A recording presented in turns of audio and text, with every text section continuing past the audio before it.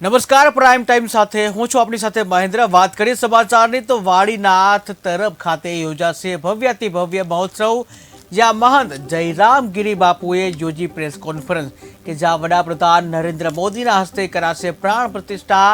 તો તરફ વાડીનાથ મહાદેવની પ્રાણ પ્રતિષ્ઠા કરવામાં આવશે, જ્યાં જયરામગીરી બાપુનું પ્રાણ પ્રતિષ્ઠાને લઈને નિવેદન સામે આવ્યું છે કે જ્યાં વાડીનાથ મહાદેવે ભારતના મંદિરોમાં આસ્થાનું પ્રતીક છે કે જ્યાં 16મી ફેબ્રુઆરીથી 22મી ફેબ્રુઆરી સુધી યોજાશે પ્રાણ પ્રતિષ્ઠા, કે જ્યાં નરેન્દ્ર મોદી 22 તારીખે પણ પ્રાણ પ્રતિષ્ઠા જે છે એમાં ઉપસ્થિત રહેશે, જ્યાં નરેન્દ્ર મોદીના હસ્તે વાડીનાથ મહાદેવની પ્રાણ પ્રતિષ્ઠા, જ્યાં અમિત શાહ, આનંદીબેન પટેલ સહિત રાજકીય આગેવાનો હાજર રહેશે। તો ભારતના સંતો મહંતો પણ હાજર રહેશે, જ્યાં વિશેષ ઉપસ્થિતિ સંતોની પણ રહેશે। તો દૈનિક 3 લાખ લોકો આ ઉત્સવમાં દર્શનનો લાભ લેશે। 22મી તારીખે જે યોજાનાર પ્રાણ પ્રતિષ્ઠામાં જે 5 લાખથી વધુ ભક્તો આવશે।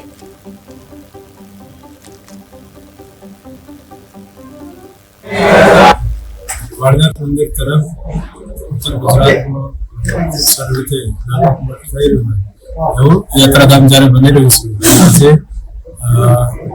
સવારથી જ લોકો ખૂબ સારી રીતે આ સંસ્થા સાથે જોડાવા માટે અત્યારથી જ આ કાર્યક્રમની જે તારીખ 16મી થી 22મી થવાનો છે એને પ્રસંગમાં અપાત લોકો ઉત્સાહ અને આનંદ સાથે આ કાર્યક્રમમાં જોડાઈ રહ્યા છે।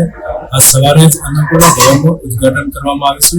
એની ક્ષમતા લગભગ 5,000 માણસ એક સાથે જમી શકે એવું વિશાળ ભોજનશાળા અહીંયા બનાવવામાં આવી છે।